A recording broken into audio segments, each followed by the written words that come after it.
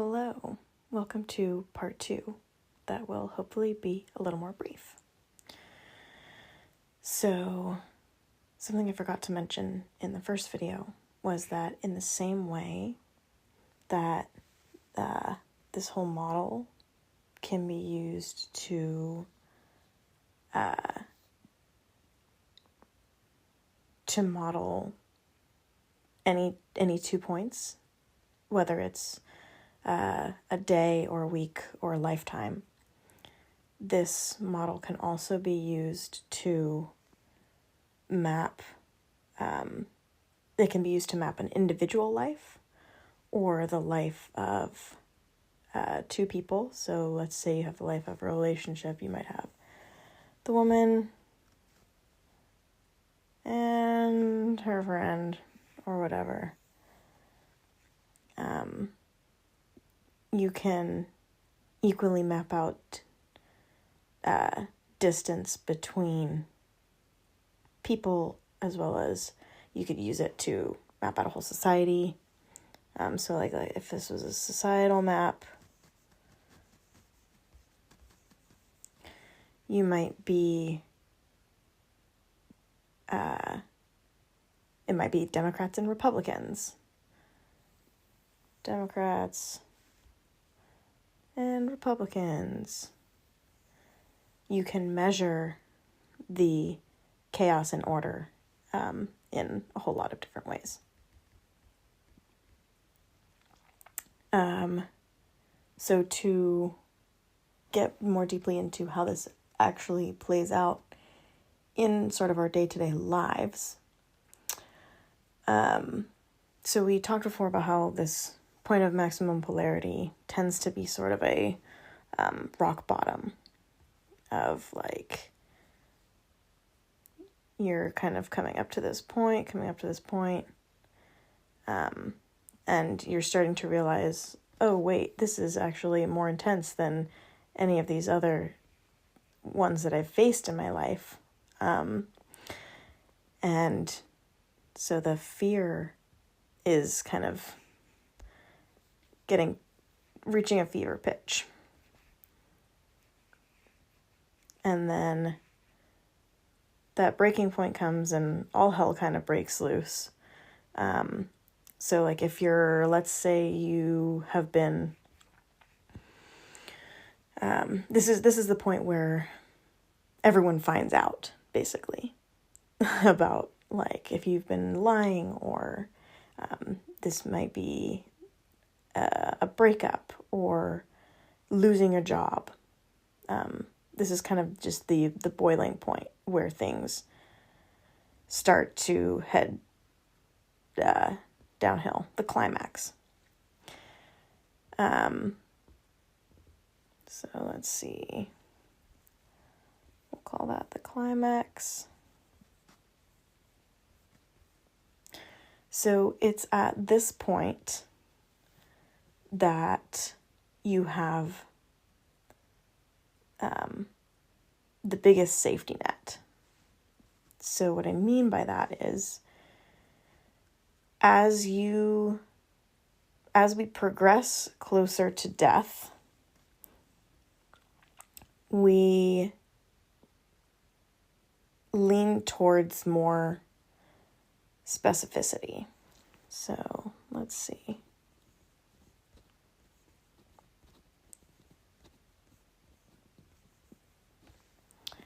So, and more order, because at the point of death, there is perfect order, or as close to perfect as we can perceive in these bodies. And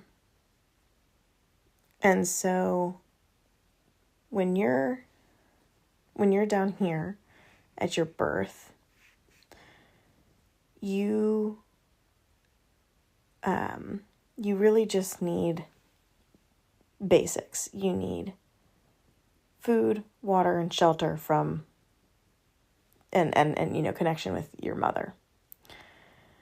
But as you progress towards death, your death is both the most complex that you will ever be, because it's the fullest measure of this whole entire pattern.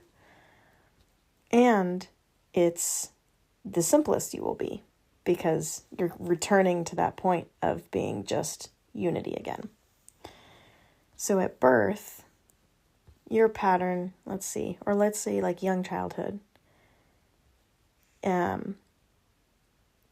you've only filled in a tiny little blip of the pattern that is to be your life. Now, of course, none of that actually exists, because you let's say you can only know how big this pattern is at the moment of death. But until then, it might be this long. It might be this long. So you are at the same time the most complex you will ever be and the simplest that you will ever be. Hopefully that's making sense so far. Let me erase a little bit here. So we'll call this specificity and complexity. So if we think of our progression towards death as a progression towards our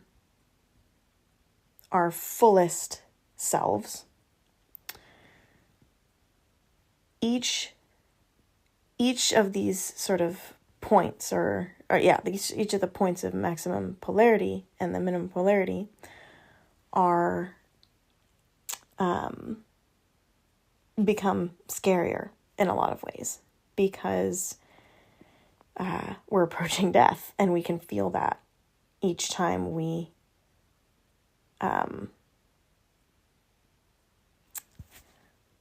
lost my train of thought.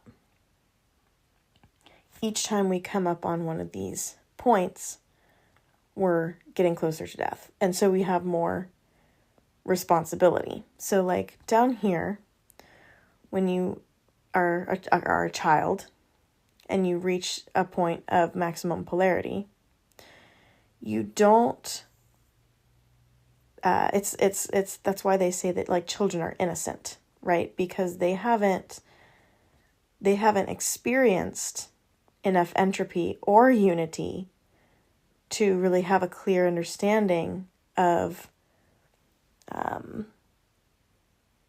what's going on, or the weight of their actions, or like how this pattern of theirs will affect other people and that kind of thing.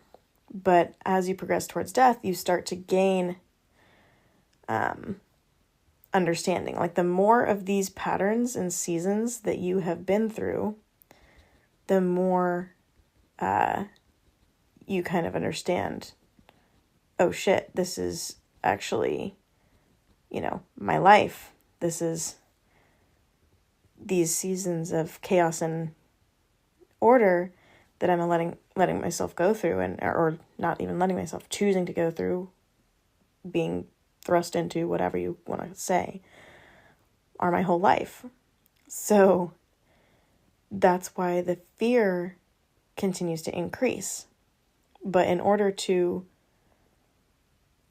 progress towards death, which we must do, and in order to have less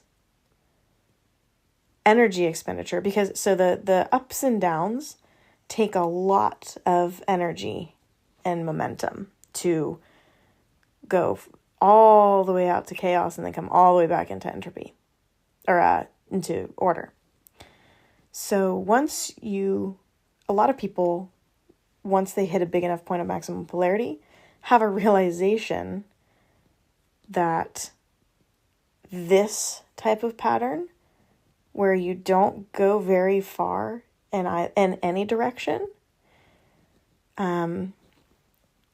is more energy efficient. So less energy. And so once you realize that, you can use different tools to pull you in one direction or another in order to stabilize your life and use up less energy, and that in turn that goes on into your next life, whether you consider that your literal next life or your child's. So the more stability that you can create, let's see, let's just do a new sketch. Da, da, da, da, da.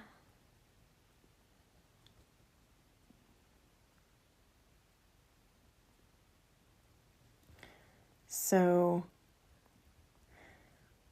the more stability that you can create for your child, sort of back here we go, your pattern is getting more and more stable, there's less and less fluctuation, and then boom, that's where your child is born.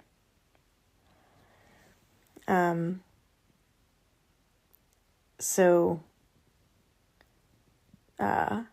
objects at rest tend to stay at rest. Objects in motion tend to stay in motion.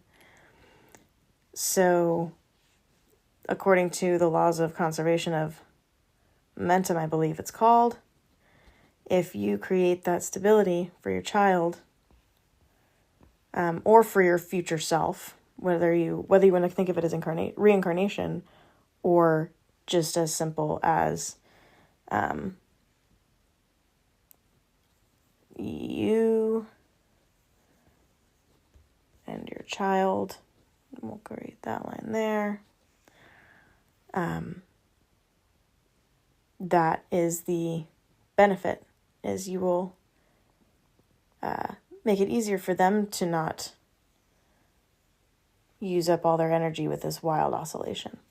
But that said, it obviously can't be completely controlled because there are always external forces acting on this child as well, or on you in the future.